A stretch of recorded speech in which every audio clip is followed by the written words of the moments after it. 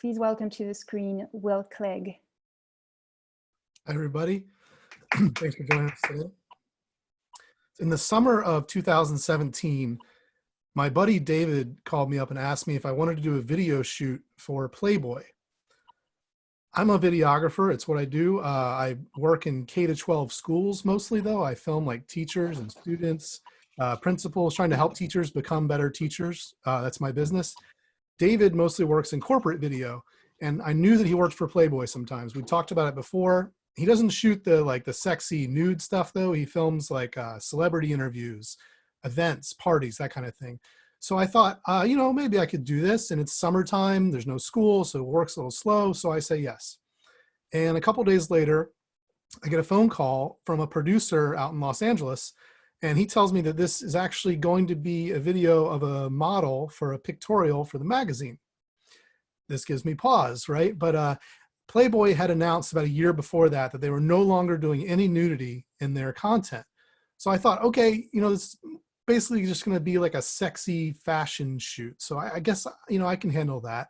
And we agree a fee, all the relevant details. And just as we're about to hang up, he says, now just to be totally clear, 60 to 70% of what you film should be high heat or nude. Oh, so we hang up and I go right to Google and I find out that Playboy has in fact reinstated nudity very quietly and very recently.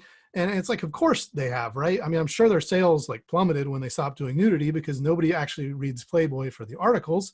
So now I'm confronted with this decision. Like, am I going to be a pornographer? I mean, I don't know. Is this even really pornography? I mean, it's not like there are any like sex acts happening, right? It's just going to be a woman who happens to not be wearing clothes. And I don't know what to do, especially with my education clientele. And so I asked my wife what I should do, and she just says, well, don't leave me for the model. That's not helpful because that was not ever anything that was on the table. So I don't know. I ultimately decide to do it because one, I've already said yes. And two, I think that teenage me is never going to forgive adult me if I pass up on this. So 3 days later, I find myself in an elevator in a very swanky hotel in Manhattan, heading up to the penthouse. And now I'm feeling terrible about this decision. I imagine I'm going to get up there. There's going to be this creepy old man photographer and his crew full of like tattooed weirdos. And then the model is going to be like too young, with like bleach blonde hair and silicone everything and this air of desperation. And I'm feeling sick to my stomach. And then the doors open and it's this immaculate, modern, 30-foot ceiling hotel suite. And it's beautiful. And then there's a couple of younger guys hanging out there setting up photo equipment. And one of them walks right over to me and is like, hey, how you doing? I'm Kyle. I'm the photographer. Now, Kyle looks like he's my age, right? Maybe even younger. And so we start chatting a little bit. It turns out he's also living in New Jersey. He's got a wife and a young daughter. And he's just this like very clean cut, normal dude. So that makes me feel a little bit better. And then Tasana, the model, arrives, and then she's not too young. She's like in her middle to late 20s, and she's a brunette, and she looks to be like all natural as far as I can tell. And most importantly, she's like really excited to be there. And so now I'm feeling a little bit better. The first setup is out on the balcony at sunset, overlooking all of Lower Manhattan. And Kyle starts giving Tasana some direction, and she starts taking pictures, and then she takes off her clothes. And my brain just like kind of breaks. Like I turn back into a teenager for a second. I don't know what to do. Like I don't want to gawk at this, right? But at the same time, like I need to be paying attention so I know what to do when it's my turn to film the video. And I get into my head, and the next thing I know, Kyle is turning to me and saying, okay, your turn. And he and all of his assistants, everybody except for me and Tasana, leave the balcony. And now she's looking at me for some direction, and I have no idea what to say. And I just kind of stammer out, well, what did you do first with Kyle? And she tells me, and I'm like, good, we're just going to do that. So she walks down to the end of the balcony and starts walking back towards me. So I get my camera up on my shoulder and I'm filming. And then she takes off her top, and my mind just like melts again. And then she starts like working her angles, and I'm trying to keep up. I think maybe it's going okay. And I look down and I see that I'm not recording. The one thing I'm supposed to be doing, I'm not even recording. and I have to stop and tell her that I've screwed up. And she smiles this smile of somebody who's like very polite, but also like very irritated. And we have to do the whole sequence again.